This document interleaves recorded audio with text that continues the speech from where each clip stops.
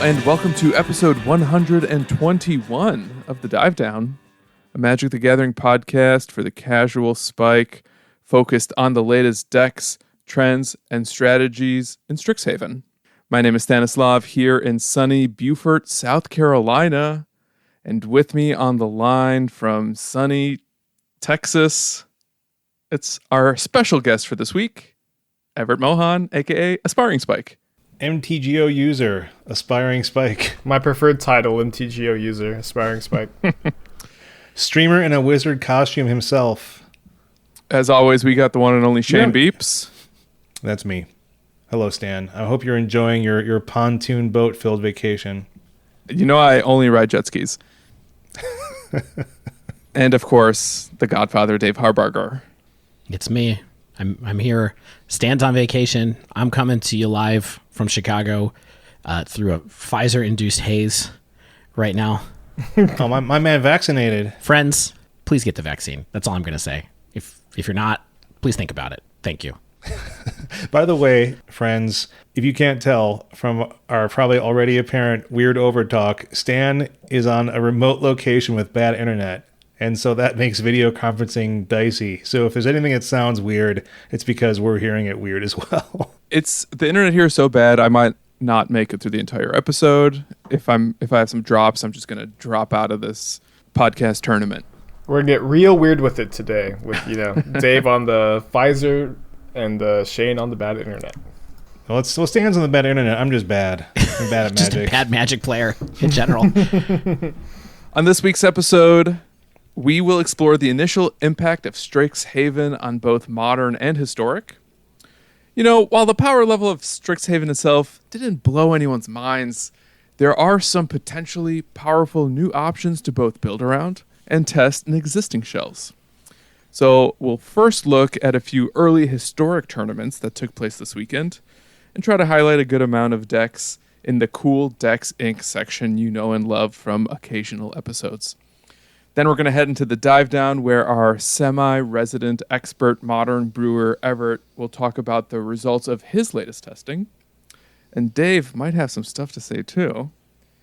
And since we've all been testing new decks in Historic, might as well talk about those as well. I guess everyone but Spike. I'm on just looking through the window, wishing. Are you wishing? Yeah, I would love to be brewing in Historic, but the problem is it's just so expensive to get into it. Yeah. And I really only want to play Historic for like these 2 or 3 weeks before the format is just, I think, going to be a show. But I could be wrong. I could totally be wrong, but I think it's going to be really fun for a few weeks, and then I don't think it's going to be that good after that. Well, I can't wait to hear some more about that when we get a little deeper here. That's awesome. Yeah, sticking with our recent ambitious episode outlines, we might even try to answer some listener questions at the end. Really thrilled for our first dive down swear word, though. That was cool. As I said it, I was like, we got an editor. It's totally fine. It's fine. Shout out to newest patrons to join the Dive Down Nation, Kyle G and Gemin C, as well as big thanks to Sean D for going up a tier. Thank you to all three of you. Right on. Welcome, new citizens of the nation, and of course, Sean D for that increase. We also had a new review.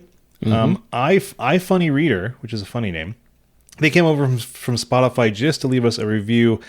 They're also the first person I know to say on the record that they only listen to the breakdown.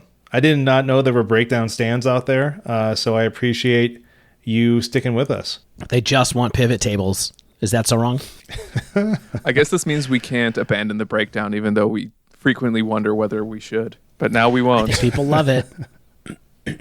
Speaking of that, Patreon, if you want to help us keep going, if you want to support the pod, you can head on over to patreon.com/thedivedown. All sorts of various tiers for you to throw your hard-earned money at us.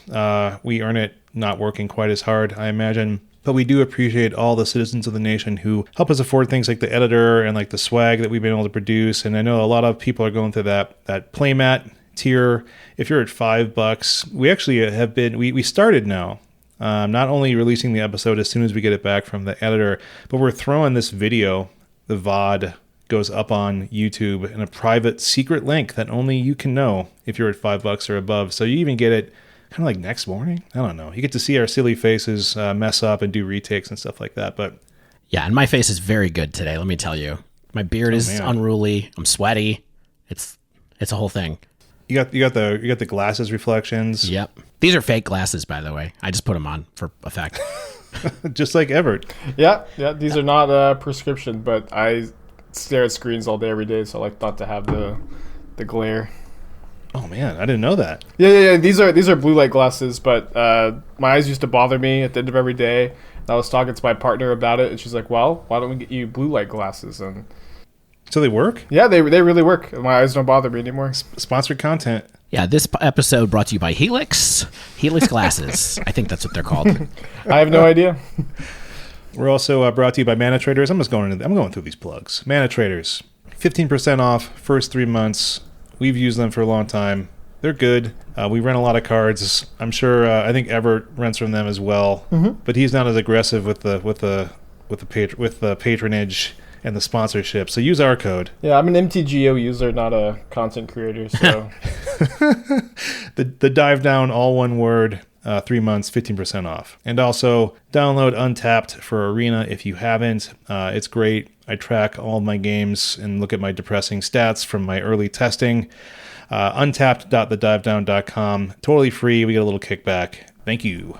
You're welcome. All right, and this week we're gonna talk about a couple of different decks, or a couple of different tournaments here. So we're gonna start, Shane, with you on some historic, right? Yeah, I guess it's my turn for the breakdown. So I heard there's a few people who are smarter than me saying that historic is essentially a new format.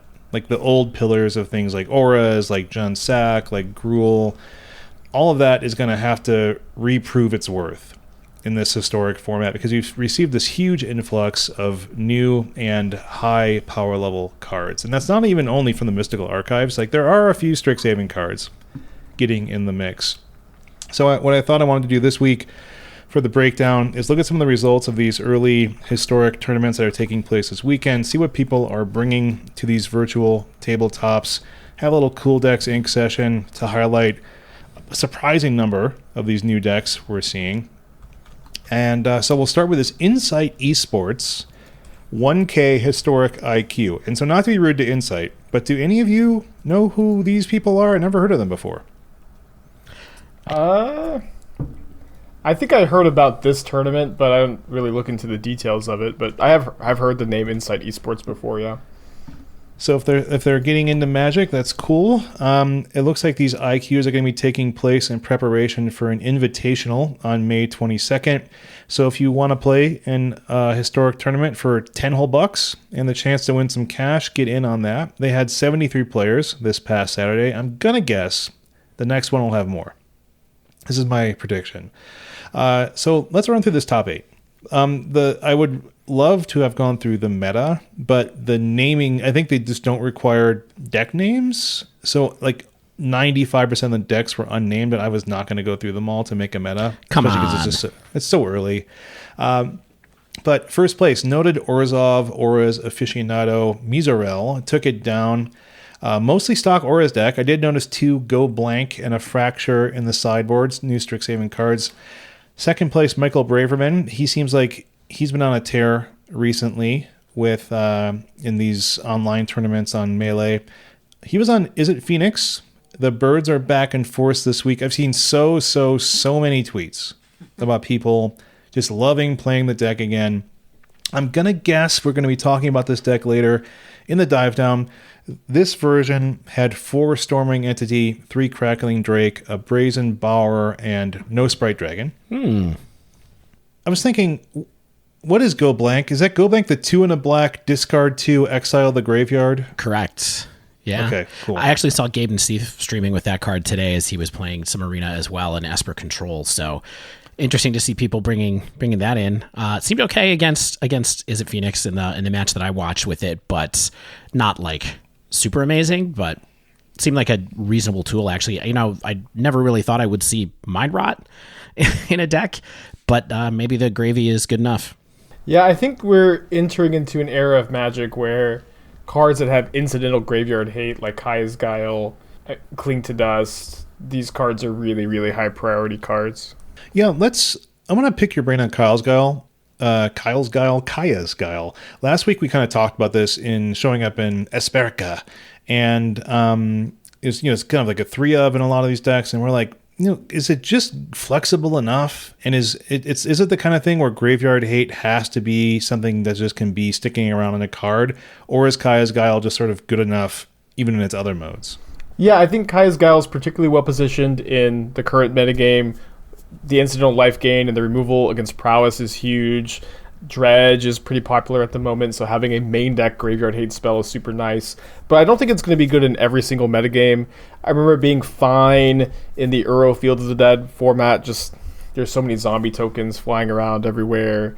But I think it's a really powerful tool to have access to, and cards like that are very flexible and can be efficient hate against a variety of formats while providing value in other ways are just something you want to be looking at for your fair decks these days.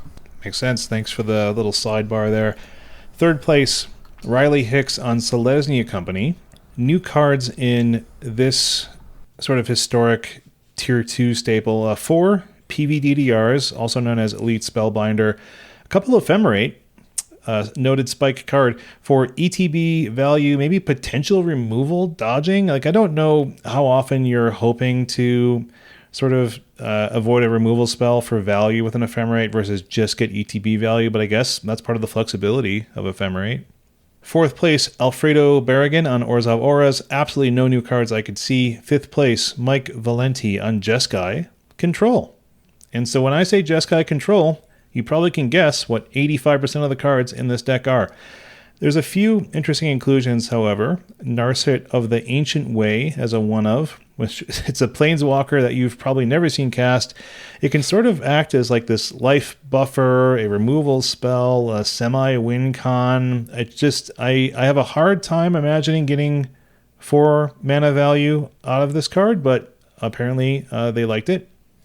And another singleton in Sphinx's Revelation, which I honestly did not know was historic legal, but it was part of the Amonkhet Remastered set. So why not? What are the red cards in here? Is it just Lightning Helix? Is Electrolyze in here or anything like that? I don't think Electrolyze. I think there is Lightning Helix. I think there's like some Anger the Gods and maybe like, the kind of typical things to sweep away aggro creatures. I think there might be like a flames, like what is the Flame Breath, whatever, like everything but the flying creatures. Mm-hmm. Thank you. Sixth place, Francisco Sanchez on Selesnya Company. This is a little bit different. There's no main deck Yasharns for Francisco. I guess they were not in fear of Jun Sack, and I think that was the right choice. I don't think Jun Sack was much of anywhere this weekend, and I'm sure we'll talk about that later. Seventh place, Josh Yukawa on 4-color sort of graveyard ultimatum shenanigans. Like I'll get to this in the Cool Decks Inc. segment. Eighth place, Mitch Socks on Simic Taking Turns, which I think we'll probably also go over a bit in CDI. Next up, Hooglandia Open, noted streamer, on-again, off-again Magic player Jeff Hoogland has been organizing regular Hooglandia Opens in different formats, sometimes with custom ban lists, but I think that was maybe only for a brief period. This one, of course, was for Historic, and no bans as far as I know. Had 115 players in this one. Jumping into that top 8. First place, Tom Maxwell on Gruul Aggro. Never count out the Questing Beast because there are 4 of those in this list. Definitely an aggressive commitment to this 4-drop. No new cards that I could see in the list, though. D-Beard 115, on Orzhov Humans. We can talk about this deck in a second as well. Jason Ames, third place, Jeskai Magma Opus. Fourth place, Brad Williamson on Temur Opus Flash. Don't worry, I'm not skipping past these decks. We're going to talk about what Magma Opus is doing in a second. Other than just having a real lot of text on it. Just like a lot of text on that. Yeah, it does a bunch of stuff that doesn't seem like it's worth 8 mana, but we'll talk about kind of the incidental text on there that helps out quite a bit. Fifth place, Drew 3141 with Boros Wizard Prowess Burn. Going to be talking about that deck later on this episode. Sixth place, Nolan Honey on Temur Opus Flash yet again. Seventh place, Matthias Akio Yanaguira on Izzet Phoenix. It looks like you expect. Eighth place, Silly Cheese on Gruul Panza. I think I'm contractually obligated to talk about this deck in Cool Decks Inc., right? Man, all the new decks were in this tournament top 8. And an old deck won, but still a lot of innovation happening at the Hooglandia Open. Even though I think previous Hooglandia Opens were basically par for the course, historic fields. Didn't seem like a tournament environment that bred innovation per se. But it looked like this was a breakout weekend for a ton of technology. For sure. A lot of worrisome stuff, too. I think what Spike was talking about earlier, this is some of the decks that people started to go, oh, this is what they meant by time warp, and this is what they meant by etc. This is what Stan meant when he said it was going to be a spell-based format. Yeah, I think it was the perfect storm for a tournament that was completely unexpected, all the deck lists, where you had a ton of fresh new cards, changing up the format, and just no time to test for them at all, or not nearly enough time. Really, really exciting, like, to host a tournament specifically on this weekend. Yeah, right, exactly. This takes me back to like the first weekend Star City Games standard events, like where you weren't ever sure that the deck was going to stick around, but you knew that it was going to be cool for a weekend type thing. And I like that these independent tournament organizers are really trying to get in there and say, hey, we've got new cards. We've got MTG Melee. We've got Arena. Like, who cares? The overhead is non-existent. Let's just get this done. So good on these TOs for getting it done. And I'm sure we'll see more tech as more people are having these tournaments. So let's get into the Cool Decks Inc. I'll start with 4-color Graveyard Ultimatum Shenanigans. I think that's the official deck name. Josh Yukawa, again, finished 7th with this at the Insights Esports 1K. And what this deck appears to want to do is put good stuff into the graveyard with notable OK card Faithless Looting, new cards like Prismari Command and Thrilling Discovery, and then get these cards back out with Unburial Rites and Mizzix's Mastery. So what Unburial Rites is, if you have not cast it, the normal casting cost is 4 and a black, or it can be flashed back for 3 and a white, and it basically says, return target creature from graveyard to battlefield, right? Yep, reanimate. All right, so Unburial Rites in this deck has the juicy target, and I believe only target, of Scholar of the Lost Trove, which is normally a 5 blue spell. But when Scholar ETBs, you get to cast a target instant sorcery or artifact from your yard without paying for it. Mizzix's Mastery is 3 in a red, lets you cast a target instant or sorcery from your graveyard as well. So of course this deck needs some high-powered target spells, so it's got things like 4 Emergent Ultimatum, a couple Time Warp, some Alrund's Epiphany, Omniscience, even Sublime Epiphany, to do something like recopy a Scholar. What's wild to me, though, about this deck, it has basically no main deck interaction, and it just assumes that it's going to win with the game plan it has in mind. Post-board, it can shore up other matchups by having access to 4 Mystical Dispute, 4 Rip Apart, 3 Deafening Clarion, 3 Ley Lines, and even a Pact of Negation. But yeah, on game 1, this deck is like, I'm going to do what I want to do, and if not, that kind of stinks. But yeah, one weird thing to me here is no Mind's Desire. I would think that card would be perfect for a deck like this. But maybe, I don't know, there is a distinct lack of cheap spells in the format, although I feel like when you get to Emergent Ultimatum and throw like 1 Mind's Desire in that pile, at least that'd be pretty good. Next up, Simic Turns. Mitch Sachs ran this in the Insight 1K. Definitely a popular deck that we're seeing all over Arena. The basic gist of this deck is honestly pretty simple. Ramp, cast taking turns, and then cast more taking turns. Planeswalkers like Narset and Tamiyo help you dig to turns, and then various other tech pieces like Bala Ged Recovery or Narset's Reversal or God Eternal, Kefnet, and Tamiyo all enable recasting that Time Warp. There's of course some Alrund's Epiphany, because why not have some more ways to take more turns? I'm sure there are many small things I'm missing about the way this deck operates. That might not be the case, but there is the deck. I've also seen some versions like Nissa for a massive mana generation, and you get really good value on each turn. So I've also seen Hydroid Krasis for some really incredible payoffs as well. So yeah, when you're taking a lot of turns, you're doing something good with these valuable cards. I think it's a deck that most of us thought would be around with taking turns coming, maybe taking time warp coming. Maybe it's sort of like a lot of the cards from the original like Uro Simic shell, all those powerful cards with a new payoff, kind of. Yeah. Yeah, I kind of think we're going to see more Time Warp decks that are less focused on just casting Time Warp infinity times and just using it as a super powerful value card, which seems great in a format like Historic. Yeah. I know LSV and BK over on Constructed Resources had a very thoughtful and more intelligent than when I'm providing you conversation about the new Historic, and that was their take too. I think is like that Time Warp decks are going to be iterated on fairly quickly and sort of like reach the right balance of early control versus late game, like what the speed needs to be of the deck to survive, and then what it needs to do to win and just win conclusively. So I think we're going to see some variance on this deck as we move forward for sure. Shane, this next deck, Orzhov Humans. Someone named Deerbeard115 came in second place in the Hooglandia Open with this, and this seems like it's a little bit up your alley, if I might be so bold as to say. Yeah, I mean, it's cool. Cheap aggressive humans, like Season Hallowblade, which is a card that I think is done well in Standard as at the low end, and then Luminarch Aspirant, which is a card that I always fear whenever I have to face it down with a deck because it makes your opponent's creatures get giant. And then you get to pump them with things like Rally the Ranks, General Kudrow, and kind of go from that. Of course, it also has Spellbinder, Skyclave Apparition, and Giant Killer, which is actually like a pretty reasonable card in Historic a number of times, I think. So especially against maybe a little bit more in the previous metagame where you were going to face down giant creatures and auras a lot. So I don't know necessarily if there's always going to be a payoff for that in the main. But lots of good cards in Humans starting to come together. Oh, for sure.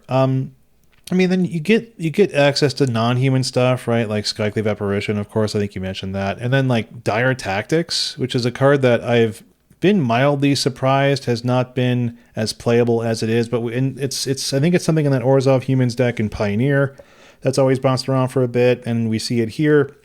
It's just like black-white exile target creature, and if you don't have a human, you pay some life or something like that. Yeah, you lose life equal to its toughness. Yeah, so good card. This deck also runs 2 Silver Quill Command, which is the 4-mana sorcery Orzhov command.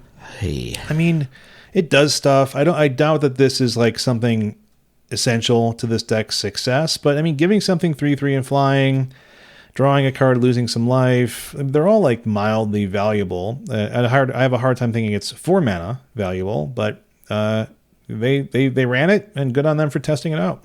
Yeah, I think the card makes a lot of sense in a deck like this, in a format like this, and I hope that it can go the distance.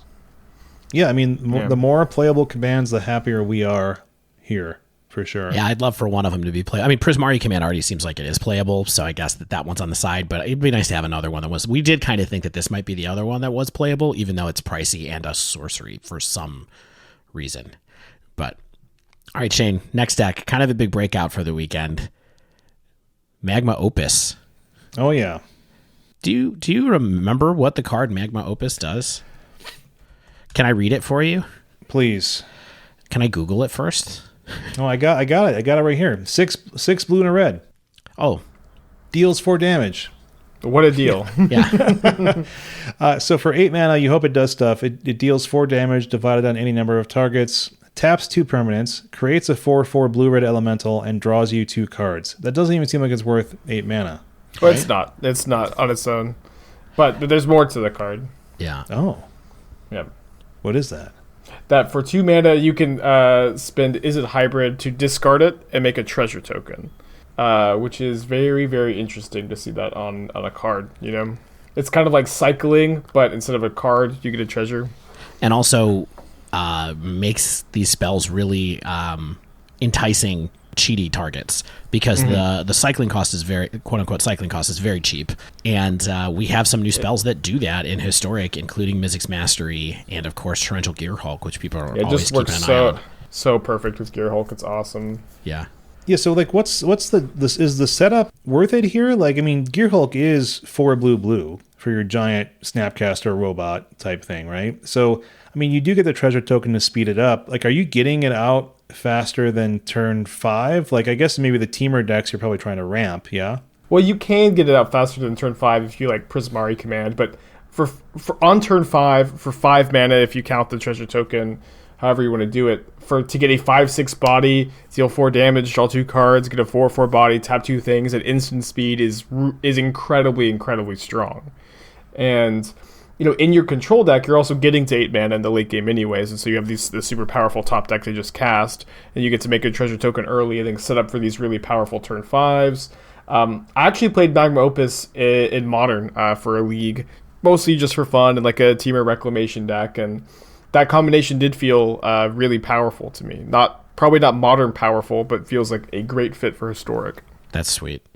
I mean, what, like this? So it's kind of like what, a controlling-y, removal-y, flash. Like I know there's Simic builds that have like the flash creatures and like instant speed ramp spells, and then you just take over the end game. Usual stuff. Mm-hmm. I've seen the Temur version is actually running the Quandrix command, which is, I think it can bounce a permanent back to someone's hand. It can exile a graveyard, or you shuffle like 3 cards from your graveyard back into the library. So I think it seems like it's cute. Like, you play a Torrential Gearhulk, maybe bounce it back, get to do it again type thing. Why not? If you got a couple juicy targets in the graveyard. This is so not Shane's deck. Listen to him talk about this and just be like, I guess it's cool. I don't know. This is like not a thing I like. Well, I mean, it might have to be a thing I know better than I do, because they just posted the top 8 of the Insights Esports 5K. I don't Which really was know today. how Yeah. They went from a 1K to a 5K.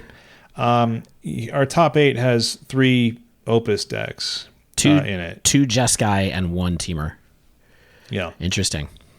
So get to know how this deck works, because you're going to start seeing it. Just as an aside, this event was won by Yuta Takahashi on Blue-Black Rogues, which is in Historic, which is awesome to see. Yeah, I mean, I think that's just the top 8, but I don't know if that's the finishing line. I could be wrong. But yeah, I think they are the first seed. Yeah. Okay. Final deck, Dave. Mm-hmm. I want to get this. Well, this is one that we would have Stan do, but unfortunately Stan has gone back. Oh yeah, we lost. We did lose Stan to Island Time. It's Gruul Panza in Historic, a deck that he wanted to have happen, that he thought might happen from Stone Rain, and I poo-pooed it instantly. Yeah, but here it is. Tell me about it, Shane. Yeah, I mean, it's got ramp, Llanowar Elves, Gilded Geese, and Paradise Druids, a couple of those. Then turns the corner with some classic threats like Thragtusk, which I honestly did not know was Historic legal. Or Historic playable. Yeah, I mean, that's the thing, is like, it's interesting that they're doing Thragtusk. I think they also had a singleton of, what's that better 5-drop? Gargaroth. Yeah, so it has like 2 Thrags and 1 Elder G, which I found interesting. Chandra 4, of course, Elder G, Glory B, Clothis. And then the Panza element of this deck comes from Goblin Ruin Blaster, which 2 and a red for a 2/1 Goblin with haste. That sounds bad. Oh, you can kick it. For an additional red mana, destroy a target non-basic land. Of course, it has Stone Rains. Also has 4 Sawtusk Demolishers, a 6/6 trample that is like a mutate creature, and when it gets, you can mutate it onto a creature for 3 and a G. When you mutate it, you can destroy a target non-creature permanent. That does include a land. The controller gets a 3/3 beast token. So it's like a beast with him, but a non-creature. There you go. So there you go, Panza fans. Stan, if you were here, I'd love to get your take on this, but have fun with this style of deck while you can. Craft those rares. I don't know about you, but I definitely opened for Stone Rains while I was looking for Brainstorms. So maybe was it a rare? It is a rare. Yeah. Oh my lord. I know. I also opened for Urza's Rages, which are also a rare, which is sweet. Ooh. Thanks, Arena. It's kind of weird we didn't see any Urza Rages decks in the top 8 here. Yeah. I must have missed them. Evart, I don't know if have you been on when we've talked about Urza's Rage before? No, but no, so I used to have a card store. My dad had a card store when I was growing up, when I was like 16, 17, 18 years old, and it was right around the time that Invasion came out, and I remember that Urza's Rage was like a $50 card at one point in time, because people thought it was so sweet to pay 10 or whatever it is for unpreventable 10 damage with kicker. Yeah, pretty funny. Yeah. Cards of the past. It's a sweet card for sure. Sweet card for sure. Yeah. All right, Shane. Closing thoughts on Historic here. Man, Historic is going to be buck for a while. Here's my take, and this is not an original take. This is heavily informed by other people's conversations that I agree with, and that I think that a few of the pillars of Historic are not going to exist while these new cards are around. And I think that decks like Junsack and like the mid-range grindy decks that we knew are no longer the mid-range grindy decks that we knew, and they are now going to be taking turns decks. They're not going to be Magma Opus decks. And I think we're going to see, I think there would be a chance of new triumvirate, sort of aggro and like over-the-top control combo and maybe disruptive Taxes style decks. I think we're already starting to see like a Esper Taxes style deck that we'll talk about in the dive down that I think has a lot of game against what other people are trying to do. I think Meddling Mage is going to be cool against certain combo-y style decks, but that's maybe a reason that we're going to see a wider suite of win cons. How will get the job done. So anyway, I think that Historic will change. It may not change for the better. I think that we're going to see some decks that are going to be tuned and take over the meta in certain ways, and people will have to sort of, if they're the tier 0, then everything will be warped around that. And we've seen that happen in other formats, and that's not always the best. So, but I'm not gonna be running around. I'm not gonna be Chicken Little. Sky is falling. I am gonna enjoy it while I can. I've been having fun testing some decks. So Evart, as an outside observer to this format, mostly, you said that you had some thoughts about what was going to happen here. You have I have a feeling like maybe you have a winner you might want to project in this incoming meta, or some trends you think might emerge. Well, I would say that I'm probably not as in tune with the Historic format enough to predict a winner necessarily. I think that in my opinion, these next few weeks, next couple months in Historic are going to be really fun. Brewer's Paradise, get to play a lot of stuff, have a very good time. But I also think that the Historic format more and more is going to be defined by these Strixhaven spellbook cards, by the anthology cards that they're printing in, and they're going to be less and less defined by, kind of what the format was intended to be, a place for you to play your old standard cards that you couldn't anymore. Yeah. And I don't think that's inherently a bad thing. I think that ultimately what's most important for a format is for it to be fun. And maybe Historic will always be really, really fun. But I also think it's inaccessible and unfocused, and it does seem like to me that specifically these Strixhaven cards are going to be so incredibly dominant, and that while they'll be really fun for like 3 weeks, 4 weeks, a couple months, I'm worried that you'll get tired of seeing them in the top decks for, forever, as long as they're legal in the format. Faithless Looting, Brainstorm, Lightning Helix, Inquisition of Kozilek. Just these cards are so dominant, and they're maybe not too good, but they are definitely going to be format defining, and I'm not sure if that's a good thing. Yeah, and they really are some of the best spells ever designed, right? Like, they really are. Like, the Mystical Archive, the ones that they banned, were the top tier. I mean, it looked like my favorite cards from Revised that they banned, basically. But these, what's left over is still some of the best, and that's what the Mystical Archive was supposed to be. But yeah, even playing the last couple of days, it's been a lot of seeing cards in those borders all the time. Everybody has them. Mm-hmm. Yeah. I think that we're going to see a lot of combo-enabled sort of strategies that just have really big payoffs, right? Like, I think like this Unburial Rites, like flashback graveyard deck type thing is going to be mildly unnerving.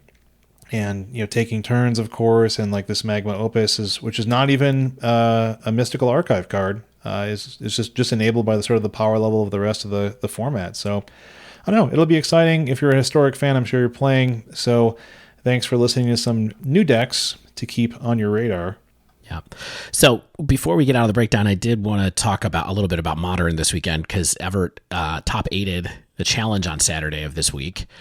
And we're going to talk more about decks that he was playing over the weekend, especially ones that have Strixhaven cards. But the deck that you played in this event was a little bit of a callback to some shells that you'd had success with a while back, I think. And so I'm just curious to know, like, what did you think of that tournament? How is it feeling playing it? And how did you end up on Grixis Control-ish for this particular event? Well, I arrived at this list in kind of a weird way, I suppose. Well, I as soon as Throne of Eldraine came out, I was playing a lot of Grixis Control with Drowning the Lock and Into the Story, and that was a long time ago. And as long as Uro was a modern legal card, Drowning the Lock and Into the Story were not very good, in my opinion. They lined up so well against specifically Uro. But that card's banned now, and I've been trying out a few different Blue-Black X Control shells. I've been playing Blue-Black Control for a while, and a few weeks ago, I put together this Sultai control list with Lurrus as a companion, and I was playing Tarmogoyf as a win condition, mostly, where Lurrus is this super valuable card advantage engine in the control deck like this, but the cost you pay when you put Lurrus in your deck, you can still play your Archmage's Charms, your Cryptic Commands, but what you lose are your win conditions. You lose Jace the Mind Sculptor, Teferi, Hero of Dominaria, Shark Typhoon. So I was playing the Sultai deck with Ice Fang and Tarmogoyf and Lurrus, and it was pretty good. I liked it. But I, it was like Monday of this week, I put together this Grixis variant that instead of playing Tarmogoyf, is playing Sprite Dragon, which synergizes so well with the Mishra's Baubles and is ultimately a much better win condition than the Tarmogoyfs were. And so when you move from Sultai to Grixis, you do lose Ice Fang, which is a really powerful card, and you do lose Tarmogoyf, and you lose the Triome, which is a big deal. But I think Sprite Dragon being so much better than Tarmogoyf, and getting access to Lightning Bolt, makes me prefer this Grixis deck to the Sultai one. And I was playing it on Monday and Tuesday of this week on stream. I 4-1'd like 4 leagues in a row. Whoa! And usually when I have a new list that I really like, I just like to play it in a tournament. And I did have some Strixhaven decks together, but none of them were really wowing me, and none of them were anything that I felt like I really wanted to play in a challenge off the bat. So I played this deck, and I started off 7-0 in the Swiss. It was really cool. And then I lost to John Shadow in round 8 of Swiss, and then I lost a really tight match against the Blood Moon player in the first round of top 8. And I actually played them in the Swiss, and I beat them. Really good player, really interesting match, and I like the deck a lot. I think it's good. Awesome. What were any notable things that you saw in this event? Otherwise, like any Strixhaven cards appearing that surprised you that we're not going to talk about in a little bit, or anything else? Well, I saw a couple Prismari commands specifically out of that Blood Moon player I played against, and against the Niv Mizzet player. They were playing Prismari command. But my impression from this challenge and my impression overall is that Strixhaven is not going to be a very impactful set to Modern. Potentially Clever Luminancer establishes a new archetype or a new variant of the Prowess decks, and then there's probably like 10 to 15 toolboxy kind of cards that different archetypes get. That power up the archetype a little bit, give them an interesting option for specific metagames, but nothing that is going to be super easy to necessarily build around and establish a new archetype. And it feels kind of weird, right? Because I would say that it's like we got Valky and Tibalt's Trickery and Omnath and Field of the Dead and Uro. We had been getting lots of things that really did thrust themselves to the forefront, I felt like almost immediately, but not this time, I think. Blasted every time a new set came out, basically. We got totally blown up. But yeah, this time it does seem like not. It's worth noting, I'll go through the top 8 of this event really, really quickly. The first place was Dredge, second by Zerk. Second place was Black Green Elves by Max Magicer. Third place was Eldrazi Tron by Tuna K. Jeskai Moon Tico. Fifth place, Grixis Control from Aspiringspike, our good friend. 4-color Shadow in sixth place by Homestar 52, who I think is Michael Rapp. And Freycom was on Red-White Prowess, and then Red-White Burn from Quiniac. The cards, the one thing that was interesting to me, of course, is that Thrilling Discovery as a 4 of in the Dredge list immediately. I think we weren't sure if it was going to make it completely, right? But here it is, first place. Yeah, I'm curious. Dredge always does this interesting thing where people are very willing to test for a while. And then it sometimes it always seems like it comes back to its fundamentals. And I think that the pro and con of this card in terms of what it does to your mana base and what it does to your initial keeps and what it does to the reliability of things you keep and your turn 3 plays and blah, blah, blah, blah, blah. I think we'll see how that works. I mean, I am more than happy to have a new tool to play with in Dredge. So I'd be fine if it works. But I've definitely have tried stretched Dredge mana bases, and it always bites you in the butt. Yeah, I think the mana base is definitely doable, workable. It's a little more painful, but you also kind of make up for that because this card gains you 2 life. And also, Haggle has felt like the worst card in Dredge for as long as they've been playing that card. Oh yeah, and so, it's not very good. Yeah, the fact that you do get this big upgrade is I think nice for Dredge players. Absolutely. A couple other notable cards that we're not going to talk about in a little bit. One of them is Vanishing Verse, showing up in this 4-color shadow list out of the sideboard. I think we talked about it as good card to have around to get around Heliod, but I think it's just a good card, like sort of Vindicate-esque with exile for 2 mana is not bad, right? Yeah, I played with this card in Esper Control this week, and it felt like a fine card to have access to. It doesn't feel like it's going to be a format-defining removal spell in the way Lightning Bolt or Fatal Push or Path to Exile is, or maybe comparing it to like Lightning Helix is a better comparison because it's a 2-mana spell. And, Terminate is modern legal and sees almost no play. Right. And so just that by nature of being a 2-mana 1-for-1 in a format that has Lightning Bolt, Fatal Push, Oust, Path to Exile, Onto Nice, it's not something that I think you can play a ton of. I think that Esper Control, Niv Mizzet, Shadow decks will play 1 or 2 in the 75.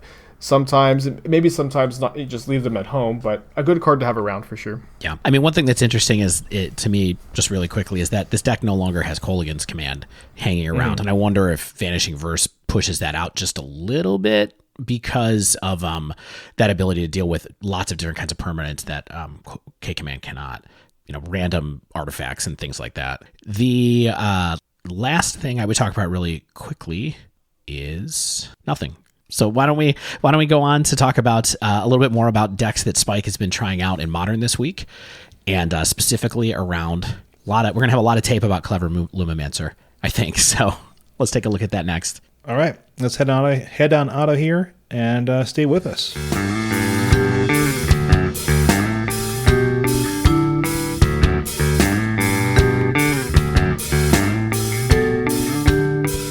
All right, and we're back.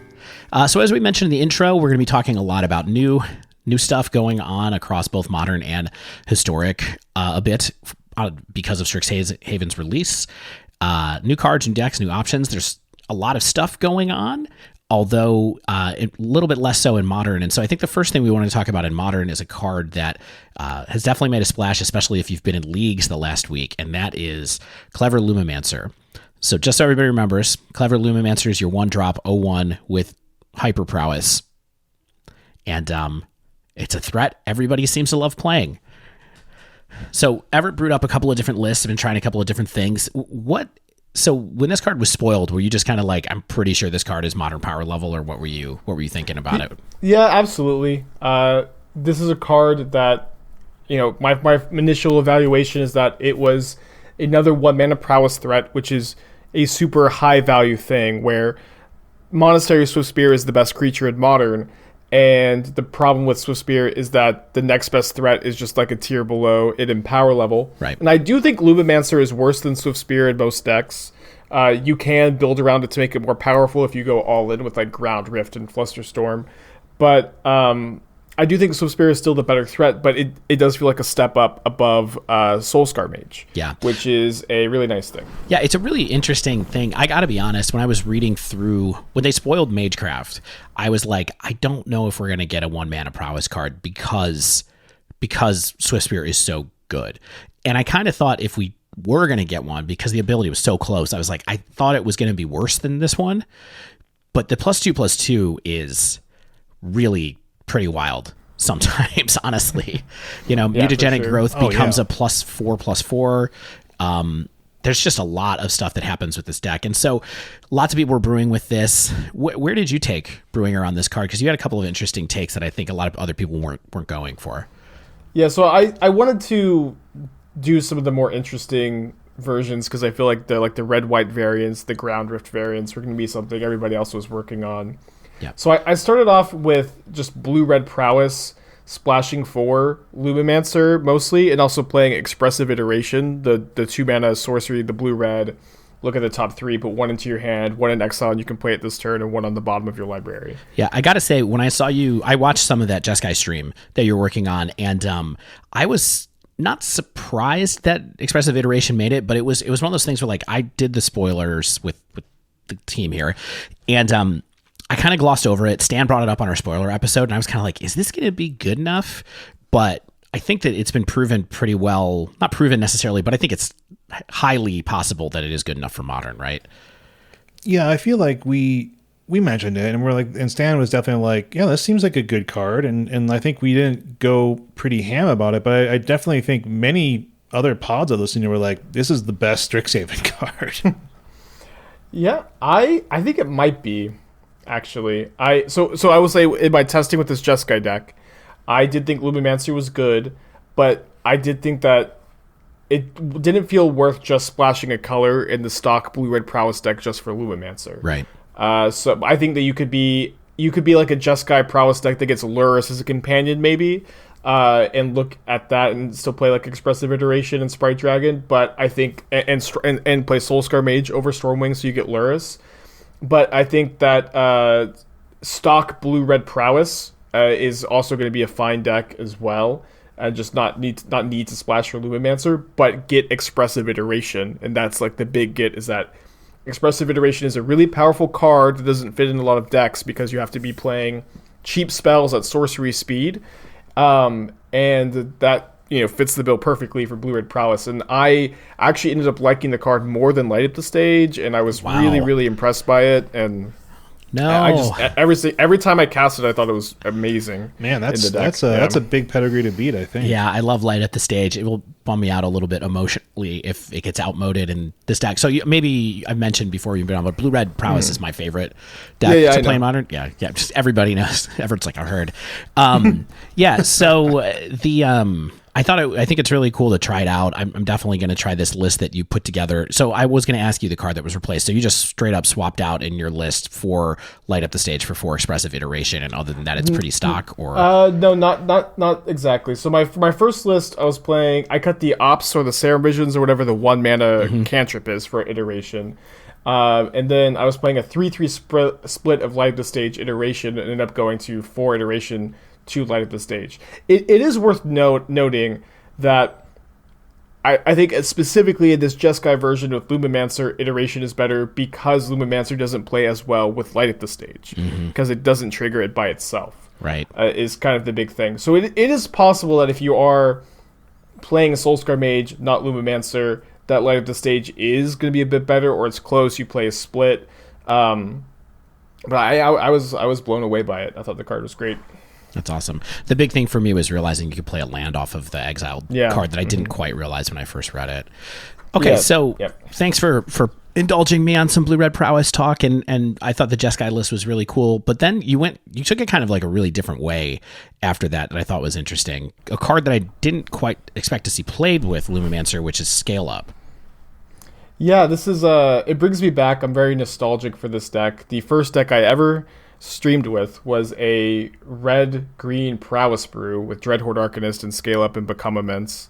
And whenever I played a lot of that deck when I was first getting into streaming, and it always felt like it was one threat away from being a good deck, where you had your Soulscar Mage, you had your Swift Spear, you had your Arcanist, you wanted to play 15, 16 threats, and you had to scrape the bottom of the barrel with cards like Abbot of Carol Keep. I hate that card.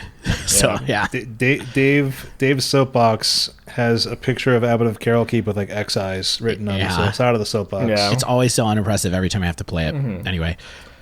But it turns out Luminancer is not only another good threat for this deck. It's actually I actually think it's in this build. It's the best threat. Where in a deck that's playing Scale Up, Scale Up plays better with Luminancer than any other of your threats. It plays so well with Crash Through specifically. And I've been it just feels like the perfect card for the deck. You also, being white, get Luris as a companion, which is really nice. I'm playing like 3 Snakeskin Veil. I was playing Blossoming Defense before, but someone in my chat pointed out that your opponents are going to be casting a ton of removal at sorcery speed, so you can get the value, but with that +1 counter instead of the +2/+2 that Blossoming Defense offers. Yeah, I mean, it certainly makes them have to, like, if you're playing against another Prowess deck, one of the big things is like the mirror with Luminancer is like Lava Dart is sketchy, right? Like, it's hard to play around, and so Snakeskin Veil lets you avoid one removal spell and then make them have to use both halves of a Lava Dart if they want to get rid of it again, which can be, I imagine, pretty good in that situation. Why do you think it's the best threat in this deck specifically? Is it just because of the +2/+2, or is there some other aspect of it that pushes it to the top of that list? Well, so Scale Up plays well with all Prowess creatures, right? Where your Swift Spear becomes, you cast it, your Swift Spear becomes a 7/6, I think. But with Luminancer starting with 0 power, it's just even like that big step up, and just pump spells in general play, I think, a bit better with Luminancer than Swift Spear. So that's kind of what I was getting at, where Swift Spear is the better card overall, but if you really kind of build around it and more focused on it, Luminancer does become more powerful. Mm-hmm. Spike, I gotta ask though, why not just play Infect? So yeah, a lot of people were asking me that. Your threats are so... These idiots kept asking me this, including you, Shane. I mean, I'm happy to answer. Your threats are a lot better in this deck than an Infect, right? You're not just playing 1/1s for 1, You have, instead of, your unblockable 2-drop Blighted Agent, you have Dreadhorde Arcanist, and if you untap with that card, you just win. Not all of your guys died to Lava Dart, just Luminancer. Not all of your guys died to Rin and 6, just Luminancer, and you have protection spells for your Luminancer from those effects. Yeah, it's a good reminder that it's easy to talk about a deck's sort of inherent power level in a vacuum, but then not consider the other cards that other decks are playing to try to stop you, which is just like, oh yeah, Ren and 6 exists. Infect just can't. You also get to play Lightning Bolts, which is like a spell that deals Infect damage if you were comparing it to Infect. Sure. I guess one last question I had on this deck. Dreadhorde Arcanist in Modern has always been like kind of on the outskirts, right? Like there's not a ton of shells that have been able to make it happen really well. Do you think that this is one of the best uses of Dreadhorde Arcanist in Modern, or what do you think? Yes, I do. I think Arcanist is nuts in this deck. It's really built around Dreadhorde Arcanist. This list it plays so well with Scale Up and Becomemints and Crash Through and Lightning Bolts and Snakeskin Veil that it fits really, really well here. I've played a lot of this deck at this point, and I've had good success with it so far. Between just with the new cards too, and also I played a ton of matches with this deck. When Modern Horizons 1 first came out, and I think this is a good shell for Dreadhorde Arcanist if there's any legacy players who have their playset and still want to cast the card. All right, so let's talk quickly about the red-white Prowess deck, because that's the deck that seemed to appear in a lot of places over the weekend, and definitely it was in the top 8 of the event that you top 8'd. I also definitely know it's all over the queues right now. So this is much more of a straight port of what I would consider just mono red Prowess, honestly, with Luminancer splashed in so that you can have both Luris, which sometimes mono red Prowess was already doing sometimes, and Luminancer, and a couple of good sideboard cards like Court Firewalker, Path to Exile, Rip Apart. Actually, the whole sideboard is full of white cards when you look at it kind of through that. I played this deck in a league last night on Saturday night. I actually played. Man, I thought I was surprised. You were like, yeah, I don't know if I really have time to play Magic online, and all of a sudden, you're like, I went 4-1 or something. Oh, sorry to spoil Dave. Yeah, well, I mean, it was great. I felt pretty good about it. I played the Fracom list from the Saturday challenge that came in 7th place, I think. To me, this deck really, for one thing, it's running 2 Cabinet Carol Keeps, and I was just like, I cannot get away from this card. I don't know if there's some other way to do it. I still don't think that card is great. I literally have never cast an extra card off of Abbot of Carol Keep. I never have enough lands to do it. This really does just feel like the new version of mono red Prowess to me, though, which was already a decent deck. And, different builds have had different levels of success. M. Hayashi got a ton of trophies with it a number of different times. The Obosh builds, Ryan Overturf, of course, is somebody who, has been known for playing red Prowess back maybe a year ago, kind of before Luris was around. What do you think about the long-term viability of this particular build, Evert? As far as, do you think this is like a new pillar of burn kind of decks, or what do you think how this fits in going forward? Well, I like the look of this list. I think that this seems like a very safe and good way to build this deck immediately. The reality is that red decks, red, white, blue, red, Naya, all of these decks, they now have more tools than fit into a 60 card deck, very obviously. Right. And it's hard to say a deck like this is going to be stock in 2 months, but I do think that either a burn style deck with Luminancer or a Prowess style Luminancer or a blended deck like this one is going to be a force in Modern, yes, going forward. Yeah. And that you're going to see lists like this that are playing Luminancer more, fairly less all in, and then you are going to see lists that are playing Luminancer in a more all in capacity. And I think that's a good thing, that there's not a super obvious way to build these decks. Yeah. I mean, it's interesting that we have we've talked about it a couple times. We did a whole episode, I don't know, 3 or 4 months ago, where we played red-black Prowess, we played blue-red Prowess, and we played red-green Prowess.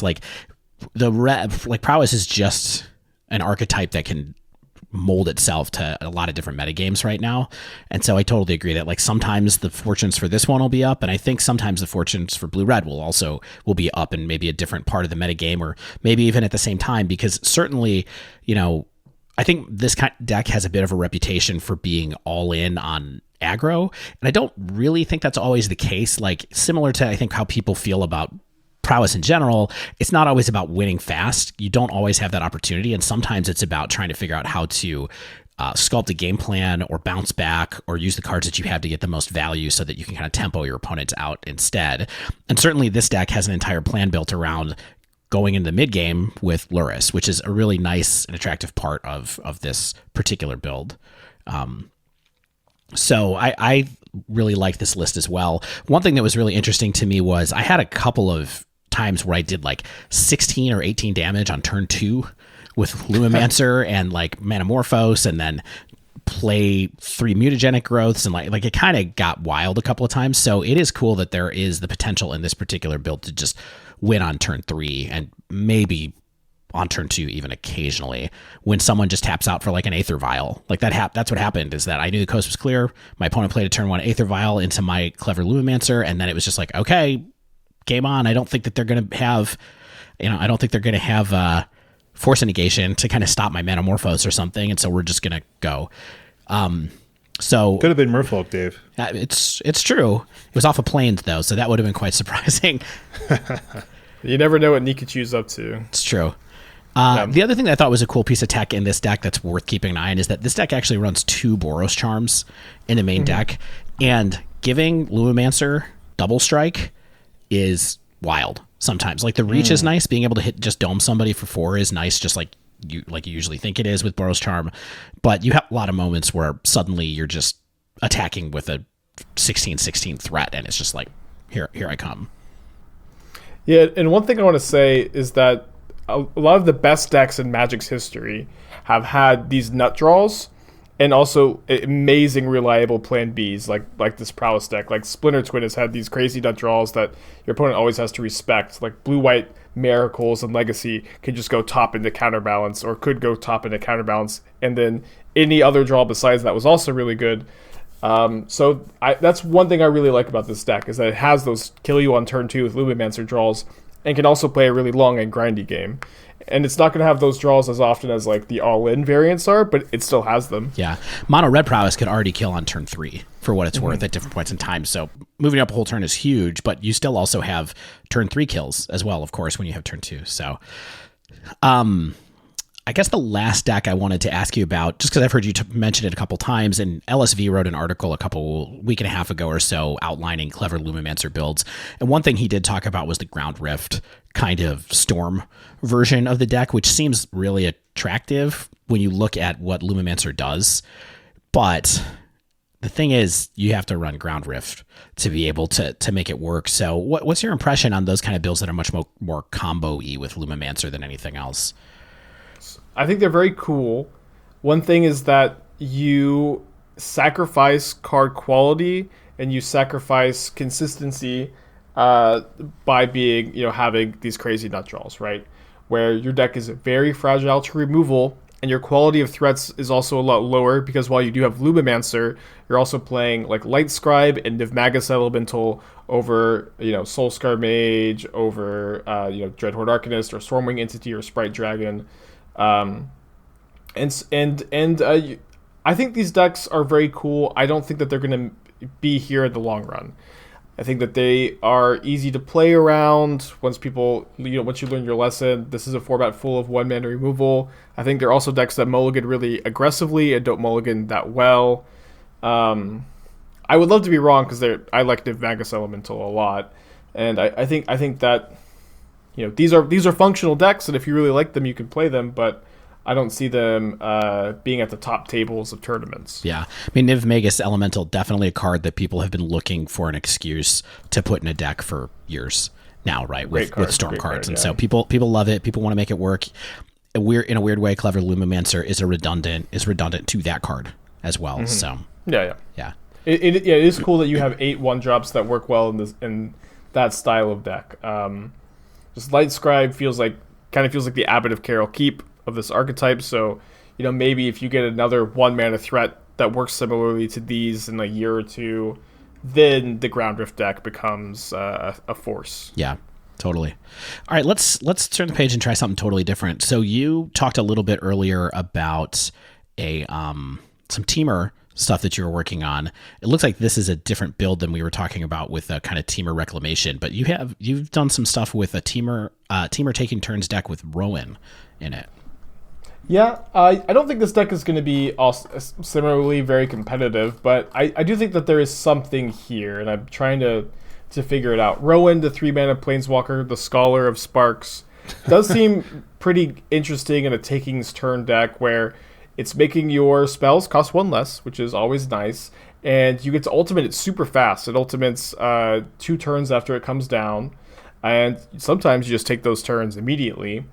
And then the ultimate allows you to get an emblem where you can spend 2 mana to copy any instant or sorcery spell you play, and it's really nice to copy Time Walk effects. And so, these Taking Turn decks also play Fires of Invention usually to, double spell on your extra turns.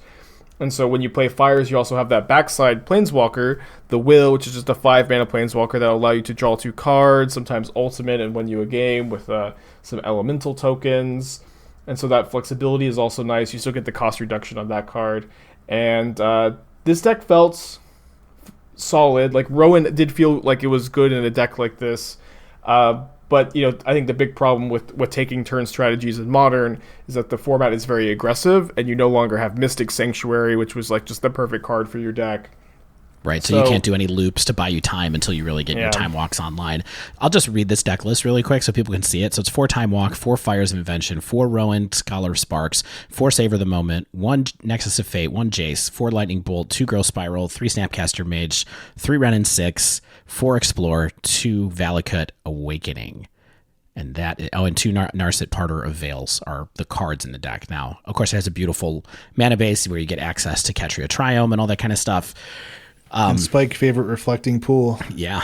I mean, it looks sweet. This is definitely not a deck that I spent a lot of time playing. How have you done with it? Do you feel like it's worth going back to, keep an eye on? I played 1 league. I think I 2-3 or 3-2'd. I might not play it again. We brewed it on stream, and I was playing Kasmina, the other Planeswalker from the set, just kind of try it out, because that lets you ultimate Rowan the turn after you play it. It's good with Narset because it gives Narset a +2, so you can +2 then -2.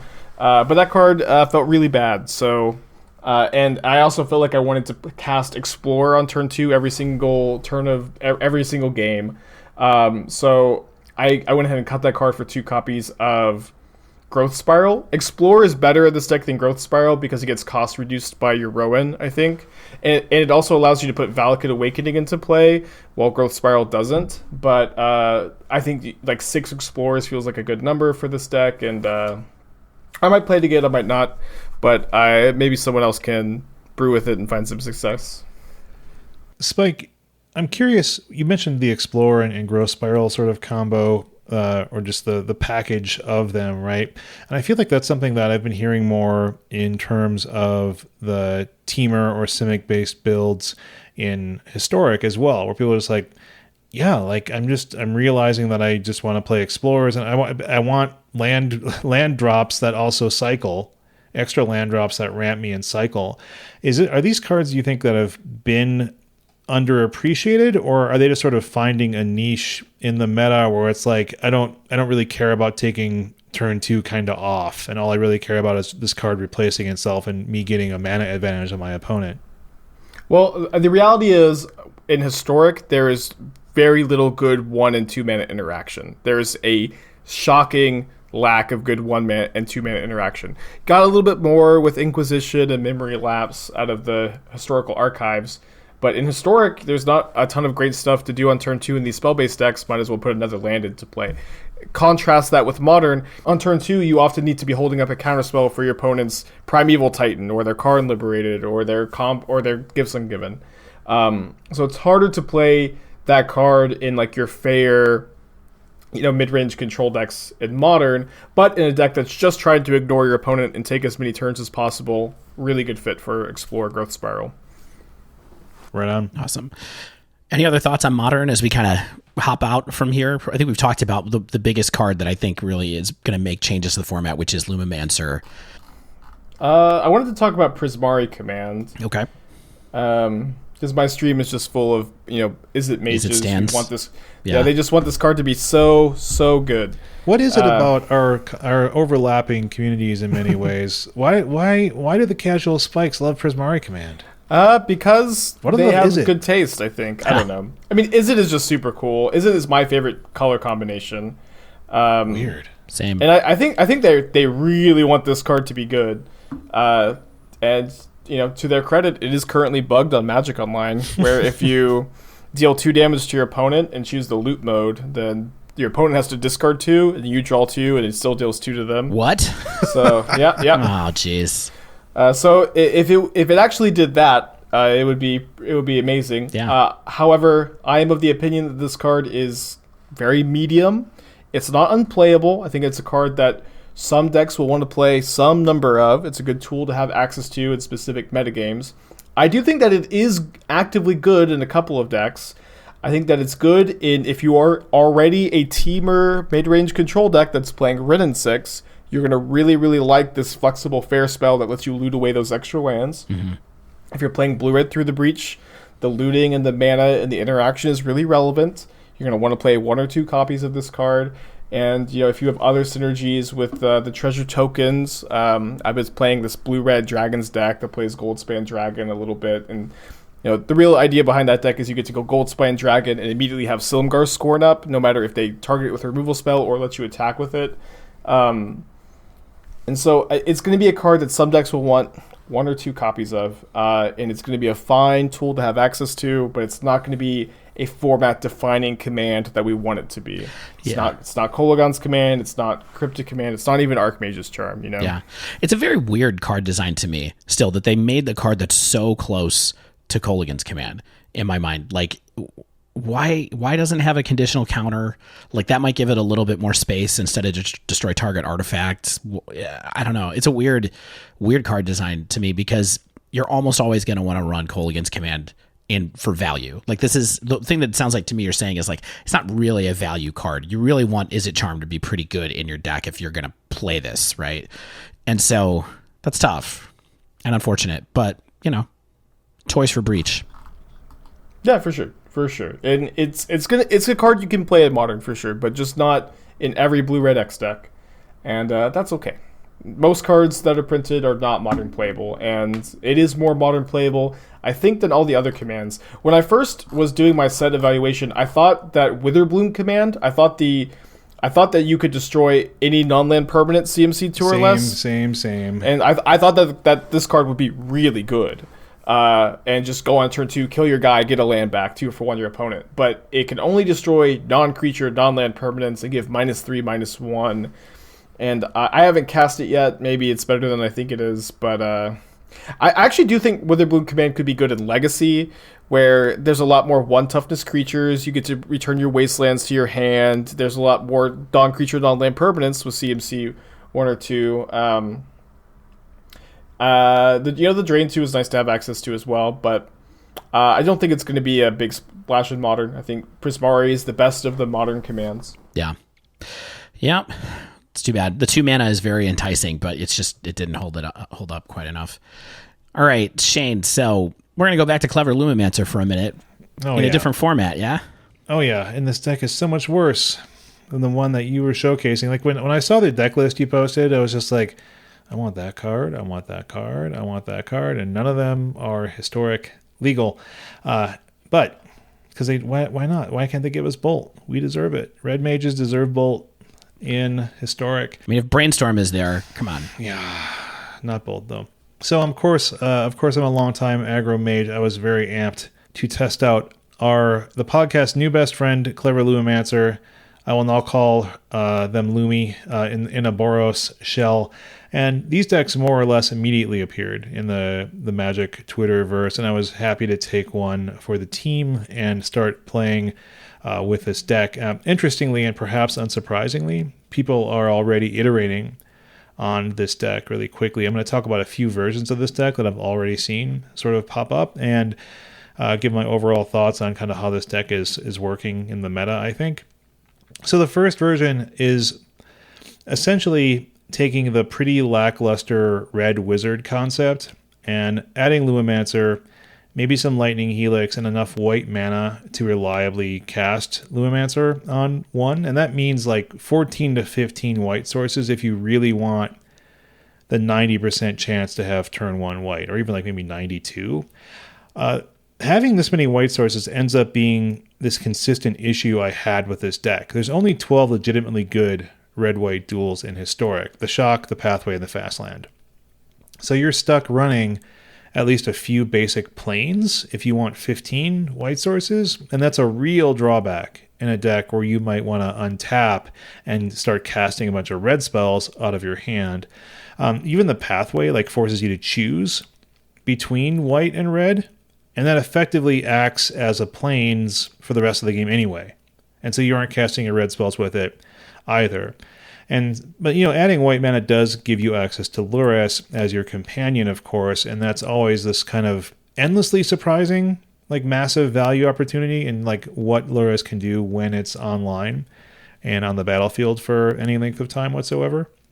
So this early version of this deck was just using Luminancer, Gitu Lava Runner, Soulscar Mage as your wizard triumvirate, and then just a pile of burn spells to try to clear the opponent's creatures, maybe go to the dome if you can, and swing in. So you had your Shocks, your Pillar of Flames, your Lightning Strikes, which is just a terrible card. Skewer the Critics, Wizard's Lightning, you get the idea, right? I tested this a good amount, and it felt okay, but kind of like these decks always do, where it's just hey, you're slow. You're just a little bit too slow. Your spells cost a little bit too much. You aren't as efficient as I want. You're not cantripping at all with Manamorphose. And so it's just I don't have Lightning Bolt. So the power level combined with the mana cost is just a little bit not there. And like I mentioned, I think 15 white sources is just too much. Do you really need 93% chance to have turn 1 white? You do have Soulscar Mage in this deck. You do have Gitu Lava Runner. You can survive without maybe having basic planes in your deck. And that's kind of where version 2, where people started iterating on this theme a little bit. Yeah, I mean, before we go on to the next version, why are decks like this not good in Historic? They're just not fast enough. Is that what we think? Like, there's always Wizards Lightning trying to get Skewer the Critics. Like, people sometimes use this deck as like a ladder deck for when people just want to do some best of one and things like that.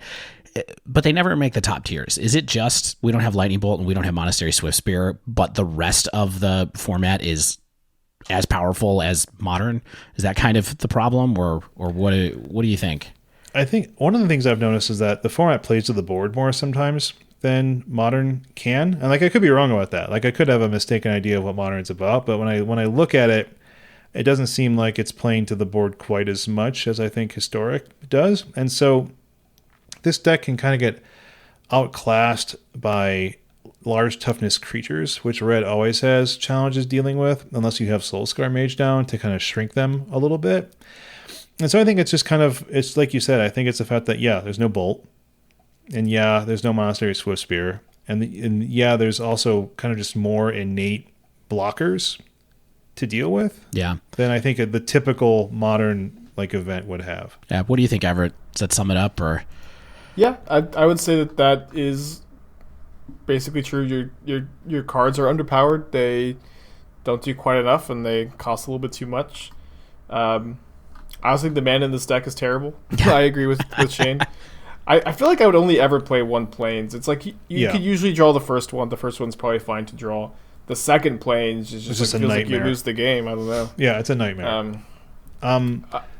I wanted to say also, like, you mentioned this in your notes, but there's no Lightning Helix in this deck, which you could play that over Strike, right? Here's what I did. Okay, I took out the Lightning Helix. There's two Lightning Helix, and I actually swapped in Crash Through because I wanted more card draw, and also because it's a more board-based type of format. Like, I just wanted to have some trample. And weirdly, like, I was like, when I'm testing this deck, I'm going to think about when I draw a Crash Through, would I rather have a Lightning Helix? And I drew Crash Through like one time in like 10 matches. And so, well, wouldn't you want a Helix over Strike? Yeah, I mean, that's actually right on. I should have Helix over Strike for sure. Just because it's playing better. Come on, Shane. But yeah, it was small edges. Yeah. I don't think I was losing because I was getting out aggro. I was just sort of losing because I was running out of steam. And what the second version was doing, I think, was trying to get a little bit more aggressive and trying to actually increase the turn that you would average kill with this deck. And so it included 4 Bomat Couriers. It included it reduced some of the more expensive clunky burn spells like Lightning Strike. It started adding in some Viashino Pyromancer for that reliable and even potentially repeatable source of damage with Luris. Also as a wizard, of course. And it reduced the number of white lands to, I think, like Evert said, a single Plains, right? So we're taking a little bit off the top. I still think it's like an 87% chance to have like a turn 1 source of white mana. I'll take those odds if it means I never draw a second Plains. I'm fine with that. And so what this deck, when I was testing it, also it remembered that the Spikefield Hazard land exists, which is just great because when you have Spikefield Hazard and you don't need another land, that's a Prowess enabler. And so that's perfectly good just for a cheap instant spell to be able to cast and just trigger your Prowess. Between these first two, I think the second version had more raw potential because more creature threats are typically pretty good. Like Bomat Courier refilling your hand is always good to have access to. That single basic Plains is much better than I think 3. When I was actually playing these decks, though, I was not really over the moon about them. Surprised Shane not being over the moon about something, but I really wanted to be. Like I wasn't looking to not like this deck, right? My record is just pretty poor. Like I think I'm like, 3-12 or something like that. And like I'd like to think that I know how to play an aggressive Boros deck. Maybe I don't. I don't know. There's a lot of potential here, but I feel like we were talking about a little bit ago, is that the threats just aren't up to Modern's power level for like this style of deck, and the spells aren't quite as good, and this just adds up. Like all these small things add up to being like I'm 2 turns slower than where I would be in Modern, or something like that. And it's just, and then the spell-based decks or other creature-based decks are not. And so, like, am I fast enough to get under what these new spell-based combo decks are trying to do reliably? Where it's like some games are just like, well, I've got 2 Bomat couriers swinging in for like, I've hit you for 3 damage, and I do have cards under them, but you're going to win the game in like a turn or two. And then I do run out of gas. I mean, I just do. And like, this is one of the things I think it's just a repetition of like my prowess issues, but like you do run out of gas just more quickly in historic versus modern. Like, light up the stage is your refill potential, but modern gets like Metamorphose as just a really easy cantrip that also is getting you mana. You get Mutagenic Growth just to give you that burst. So like, whether or not it's replacing itself, you're able to cast it without mana. Yeah, but Mutagenic Growth is also super important in prowess because it's mental misstep. It really, like, people forget about it. It counters a lightning bolt. Like, it counters creature combat. So that's an aspect of it as well that that card lets you do. Yeah, and like you can't protect any of these creatures for free or for very low cost in this particular exactly shell. And that makes your creatures a lot worse than they are in modern, compared to the historic format. Like, a clever Luminancer in historic is not the same card as it is in modern. Yeah, right on. So, like, I mean, there were plenty of times when I'm swinging on, like, turn 2 or turn 3 for, like, 12, 14 damage, and my opponent's, like, at 8 life or 6 life, but, like, then you don't have anything left, and your opponent stabilizes, like, at 4, and they're a control deck that has 5 cards left in hand, and even if you do draw enough burn spells to try to overwhelm their counter magic, like, you're just not there, and you're top decking a land or something like that, and you're not going to be able to get through the defenses, and you're just praying that you get your 9% draw to a Ramunap Ruins for that last 2 damage or something like that. Yeah, it just sort of feels kind of dire when you run on a Steam faster than I think it has in prowess decks or burn decks when I play in modern, or even Pioneer sometimes. So finally, you took a look around and you went, "This isn't getting it done. I don't want to play. I don't want to play Vioshino Pyromancer. I want to go a different way." Where did this end up finally for you? Well, the latest version that I've seen has me really intrigued, and it's from the Twitter user Radiant WF. They said they built this specifically for best of 1, and it is a very aggressive deck that adds, so we have the quartet of Bomat Courier, Luminancer, Gitu Lava Runner, and Soulscar Mage. Adds 4 Dreadheart Arcanist to this quartet, and I think Spike's ears already perked up because he was just saying how awesome Arcanist is in the Naya Prowess build in Modern. And so Dreadheart, of course, can just flash back these cheap spells for big burst potential. This is the mana cheating we're talking about, where it's like, hey, this is the closest we're going to get to a Phyrexian mana type spell. So you get your cheap spells like Pillar of Flame and Shock and Wizard's Lightning, and of course, well, maybe not of course, but you get your playset of Feather Staple, Reckless Rage, deals 2 damage to a creature you control and 4/1 you don't control for a single red mana. Yeah. Perennial underutilized card in Pioneer, right? Good reminder that it's available here too. I mean, an opponent has to have a creature out for you to use this spell. Yeah. But, that's neither here nor there when it's that good, when it's good. There's plenty of decks that have played spells that can be dead, but are so good when they're live that in a best of 1 format, maybe you just run with it and cross your fingers. Perhaps most importantly, Invigorated Rampage or Invigorating Rampage, whichever one is that. Rated. Yep. Invigorated. 1 in a red, instant. Choose 1, target creature gets +4/+0 and gains trample until end of turn. Or 2 target creatures, each gets +2/+0 and gain trample until end of turn. Yeah, that's a good one. Kaladesh staple. Limited staple. Yeah. So you can target your Dreadheart Arcanist with this, along with like a Luminancer or another spell, or another creature rather, and then swing in, and then Dreadheart Arcanist triggers with a 3 power, and therefore can get this Invigorated Rampage back again.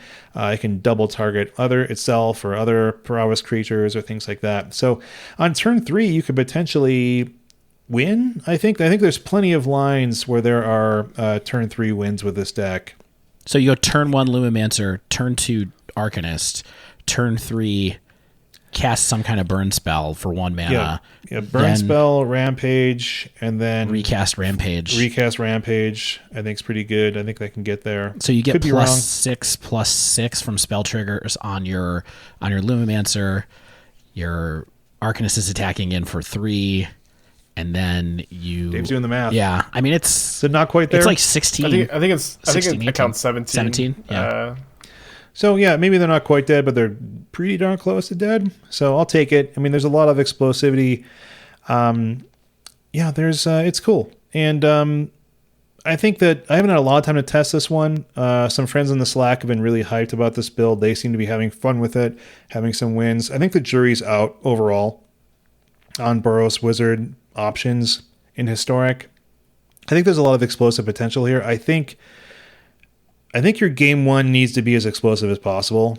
Like, I think you have to be trying to, infect them out. You have to be trying to scale up them out. Do you know what I mean? Like, you have to do your best Naya Boros, your best Naya Prowess impression, your best infect impression. Perhaps, I could be wrong. And then you can win long games with Luris. You can win long games with your sideboard options. There's a lot of decent sideboard options against the current meta right now. Of course, do not try to run. What's the one on the red card that when you cast a spell without paying mana, you take 5 damage? Roiling Vortex? Yeah, don't play Roiling Vortex in this deck because Dreadhorde Arcanist hurts you. Will die. Yeah. Okay. So anyway, yeah, that's my general thoughts on Boros. I think people are having some early success. I don't know if that's just 10,000 darts have been thrown at this board and a few have hit the bullseye, because I think people are into this deck, but we'll see. I wonder if Showdown at the Scalds is worth losing Luris for. The 4 mana saga? Yeah. Yeah. Yeah, and I'd love to have access to the Aggro War. Like, I had Luris as What card is that, Shane? Three in a red. Yeah. 3 in a red, and the first one snags the creature for as long as the Aggro War is down, and then it does some other stuff that I don't really care about as much. The main thing is grabbing your opponent's aurored up creature and winning. But yeah, funny story. I had Luris as my companion, and I was searching for the Aggro War, and I was like, where is the Aggro War? Did they break sideboarding with this whole update? And it's like, it literally acts like the card does not exist. Yeah, I've been frustrated by that too. It's not grayed out. It's just like, no, this you don't have this card.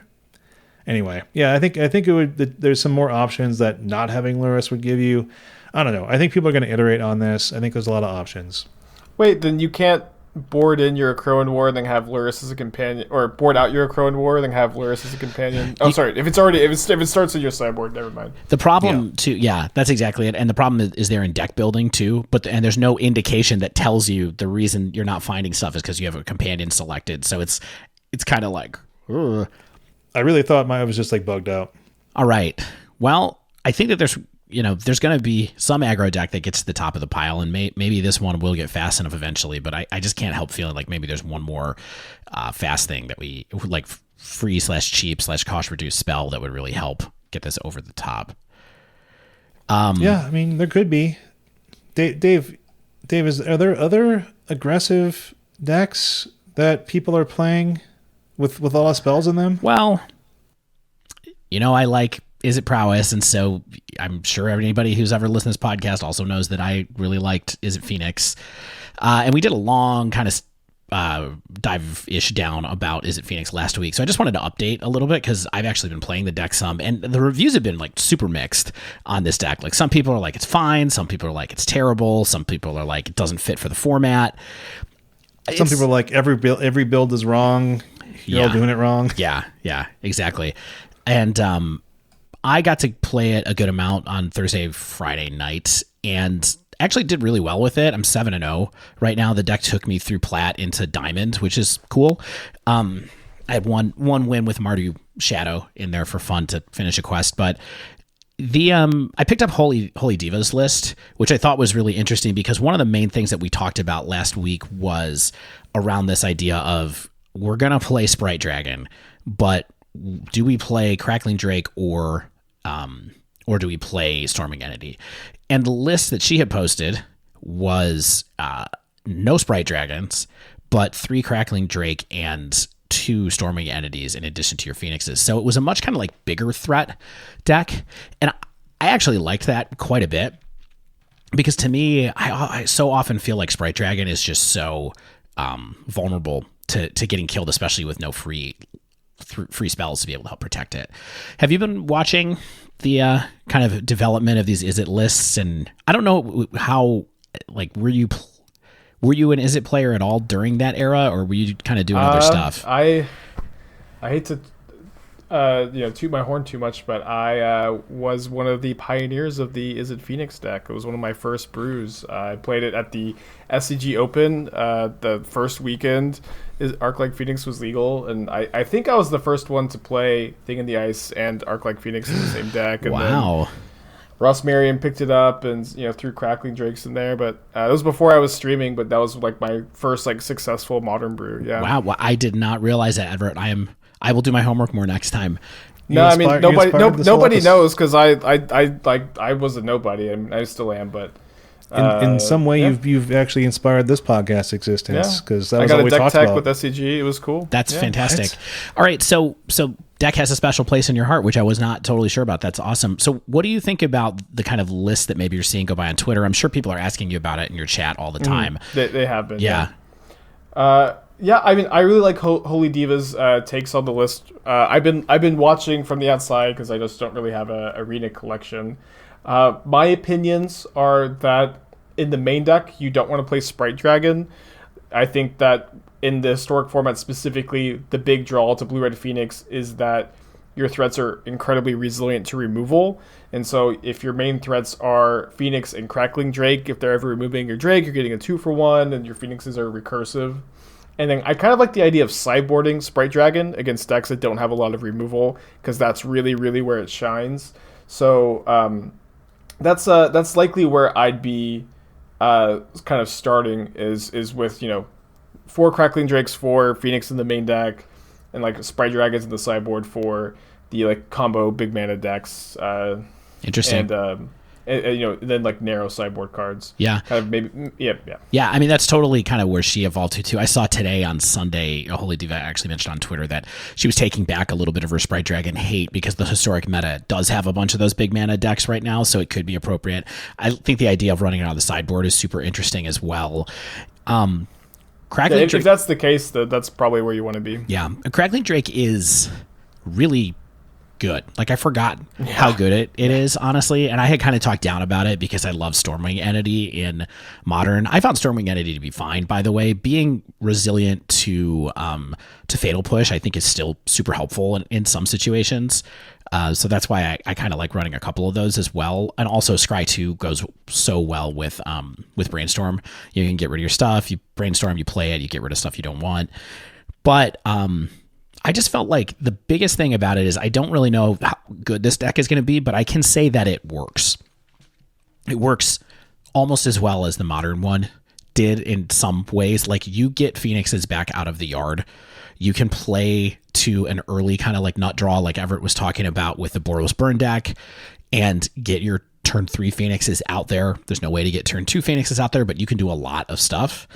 And you also have the ability to recur them really, really easily. And the biggest thing, too, I think about Phoenix is that the sideboards, the way that people are approaching the sideboards, of course, is that, being able to side into some amount of counter magic, really specific sideboard cards that help you in certain matchups is one of the strengths that this deck had. And I think it also has it in Historic, too. Now, some of the lists that you see are a lot of like one-ofs, which is pretty interesting because it's kind of like one Disdainful Stroke and one of this counterspell and one Spell Purse and one this. And so you do have to like think about what cards to take out in that situation. But I really enjoyed this kind of like mid-rangey deck as well. And like I said, like I played a lot of different decks. I didn't play any of the Magma Opus decks yet because mostly I played on Friday night. And I don't think the people had quite caught up to that yet. So I'll be curious to see where this goes from there. But Faithless and Brainstorm make it happen, and they make it happen almost more consistently sometimes than it did in Modern. Notably, I think this is the most obvious good brainstorm deck in Historic, which is a place where a lot of people are going to want to be, and is probably a really good place to be. Yeah. One of the things that was super interesting to me about this too is that the list that I was playing actually had 2 lightning strikes in it. So it was like 4 shock, 2 pillar of flame, 2 lightning strikes.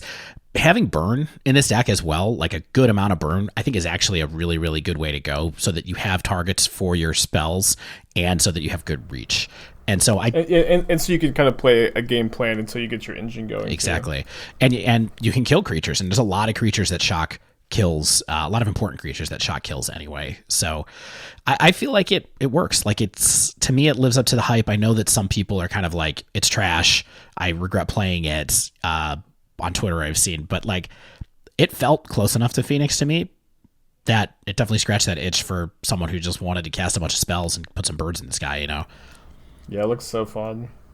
You're all monsters. I mean, I've only played, I've had surprisingly few matches against Izzet Phoenix yet, and I feel like the weaknesses of the deck still do feel like the weaknesses, where it's like, my opponent keeps 7, and I'm like, was this person just doesn't know what they're doing? Like, they do nothing for 3 turns, and they don't have a couple of Phoenixes in the yard just yet. And so maybe it's like that learning curve where it's like people who have never had the chance to play it in Modern have heard about it, and now they're like, well, I can play it in Historic, and let me try to figure out how to do it. And I think that there's going to be a good number of people in like the huge player pool of Arena that I think might make the deck not look as good as it probably is. And I think that's kind of like me with a lot of decks in Arena anyway. But I think it's just kind of like the nature of the beast, right? Which is just like, I think that I shouldn't be tempted to say the deck doesn't look good when there's plenty of, average players, new players who don't have months and months and months of casting Faithless Looting and things like that to reanimate some burbs. Yeah. Well, let's talk a little bit about keep mole decisions with a deck like this. Evert, just out of curiosity, like, I often do. I mean, of course, Phoenix is like, the draw you're looking for is, we made a pin for this, even for our merch, that was 2 Phoenix, 1 Faithless, 0 problems was what so that's what you really want, you know what I mean? And a good spell suite to go along with it, which is great.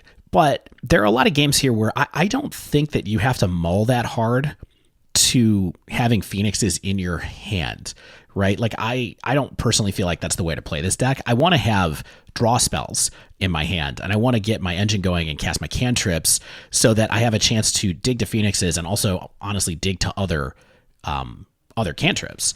And so in that way, that's how I think is the proper way to approach it. So I do feel like sometimes when people get that draw where they're like, I'm going to hold till turn 3, and then I'm going to cast Faithless Looting because I only have 2 spells. Like, I'm not necessarily a big fan of like approaching that way, but what do you think about that kind of play pattern? I agree. I think one of the biggest draws to Phoenix is that it's very consistent and doesn't mulligan that often, because most of its hands are very redundant. Even if you don't have your Phoenixes, you have cantrips to find them. So I agree with you. Yeah, awesome. One last card I want to ask you about Phoenix. A lot of people talking about running 1 maximize velocity to make Crackling Drake into just like a hasty beater. Do you think it's worth it to do something like that, or is that a fun? I think it probably is. I remember I also played a lot of Standard Phoenix, and I remember I really always liked the first copy of Maximize Velocity. I was usually pretty happy to see the first copy, but then it's one of those where it's hard to play more than one, because if you draw 2, sometimes you just have non-functional draws. I do think that in Magic the Gathering, people don't play enough one-ofs. I think that there are lots of cards like this Maximize Velocity, like the Plains that we were talking about earlier in the Boros deck, where the first Plains is usually fine to draw. You never want to draw 2. I think people don't play enough one-ofs in decks in general. I think that people have kind of been conditioned that you just want to have 4-ofs, for the most part. But there's just something to think about. I remember talking about this, I think, back in our early days, where it's like when you're going to see like half your deck potentially, or like in Modern, even like 2/3 of your deck, you especially in Izzet Phoenix, like you can play those spicy one-ofs either main or sideboard, because the tech piece can be a tech piece when you're just going to burn through so much of your deck. Exactly. Yeah. And especially this one that lets you use it again from the graveyard. So with Flash Bad, my favorite mechanic. All right, last thing before we finish up here. A card I wanted to pick your brain about, Evert, because I've seen it, but I'm curious about how you feel about running it, and that is Memory Lapse. What do you think about Memory Lapse in general? Like, what kind of decks do you feel like it belongs in? I think it's mostly a control card, and I think that Memory Lapse is really good for Historic, where Historic has been like distinctly lacking on a good 2-mana counterspell in the format. Like when I was playing that Historic PTE like 6 months ago, Tail's End was a really well-positioned main deck card back in the Uro metagame, against the Muxus metagame, countered Muxus. It was good against like a lot of the Jun Sack things, or some of them at least. And there just was like a distinct lack of good 2-mana counterspells, and so now you have one, and that's good. Yep. Can you help me understand a little bit? Because my take on it has always been a little bit like, and this is because of the decks that I used to play Memory Lapse in a long time ago, like pre-Type 2 era, like me and my friends playing with Homelands kind of stuff. So when you counter something, so I always preferred it in like aggressive blue decks where I have a clock down and I'm using it more like remand than I am like counterspell. You know what I mean? Which I think is a fine use for it as well. Like one deck I've really liked in Historic lately is Mono Blue Spirits. And so I kind of feel like it's a good fit for that deck. But on the flip side, when you run it in control, you don't have a clock online on turn 2. So you're just trying to time walk your opponent so you can get more lands up, and that's just good enough? Yeah, so well, it does a few different things. Yes, it just time walks your opponent, and then, you know, you being in the control deck, you tend to have the better late game than your opponent. So just buying time efficiently, 2 mana, 1-for-1ing your opponent. It doesn't matter what it is. This is a 1-for-1. That's pretty valuable. And the card synergizes particularly well with a pet card of mine, Teferi, Hero of Dominaria, where you get to go Teferi, untap 2 mana, Memory Lapse, whatever you have. Yeah. Right. And the lack of a 2-mana counter was holding that card back in Historic, and now you have a great one, and just like whenever you're drawing a card a turn, you just get to stop their spell. It's going to be really good in those shells, I think. Yeah, and then you get to come back the next turn with a bigger counter spell up, and also Shark Typhoon, right? So then you're kind of the also nice thing is you know what they're drawing next turn, and you can make a game plan to play against the card that they're drawing. Right. That makes sense. Yeah, I was skeptical, but I saw Gabe running it, and I figured you probably had some thoughts too. So thanks for that. That's awesome. All right, well, I think that's it for our kind of meta game check-in on this first week of Strixhaven Modern Historic. Not huge waves in Modern, although I do think definitely one staple has been found, and we're going to have to keep looking to see how often Clever Luminancer pops up. But Historic, obviously, in disarray, and we'll see what happens the next couple of weeks because of all these super, super powerful cards that were injected in the format. All right. Thanks, Dave. Thanks, Evert. Evert, I know you don't like to, but I'm going to give you the platform to talk about what you do, where you do it, where people can find you and engage with you and your content. Well, MTGO user, Aspiringspike. Yeah, at your own risk, you can find me, MTGO user Aspiringspike, at twitch.tv/Aspiringspike, where I play mostly Modern, almost exclusively Modern. I played Modern on Monday through Friday from 9 a.m. to 3 p.m. Central Standard Time, and then usually a tournament on the weekends, and it's a good time. Come hang out, or don't. Plug over. I'm sure that most of you know Evert, but he is one of the best streamers for Magic. He's very kind to his Twitch chat as well. He interacts with them a lot. So that's not true. That's not true. I feel like, I watch your stream the most, but I've watched a lot of streams, right? And it's like the community that I feel like you fostered there, even as it grows, it hasn't felt like it's got out of hand. You know what I mean? Like, it's like a good community of people. I think people like want to have a good time and be chill and not, hate on each other and stuff like that. I agree. I think I've got a good community. I couldn't agree more. But I get too sentimental, too choked up when I the community is the best part. The chat. Yeah, it's the best part. It really is the best part. Absolutely, especially during COVID times. So. Yeah. Fingers crossed we'll be able to see each other for paper tournaments sometime in the not too distant future. Can't wait. All right, let me stands out of here, so I'll take us out. That wraps up this week's show. If you haven't yet, make sure you subscribe to our podcast. You get those latest episodes as soon as they come out automatically. And if you use Apple Podcasts, feel free to leave us a rating, review, whatever floats your boat. We love reviews. When a new review comes in, I feel so good about myself. So, just go ahead. If you want to submit a question to the podcast, talk to us about something modern, pioneer, historic, you can even a subtweet to style question over to Evart at the Dive Down, all one word, or email thedivedown@gmail.com. Join our Patreon if you want. It's cool. If you don't, any tier gets you immediate access. As soon as I see that email, you're in the super secret Slack server. Patreon.com/thedivedown. Thanks, Mana Traders. If you want to rent Magic Online cards, get better at Magic, manatraders.com. Use promo code TheDiveDown, 15% off those first 3 months. Magic Arena, untapped.thedivedown.com. Get that Untapped software. Special thanks to the bands Nowhere and Spaceblood for letting us use their music. And until next week, cleverly, Luma, Mats!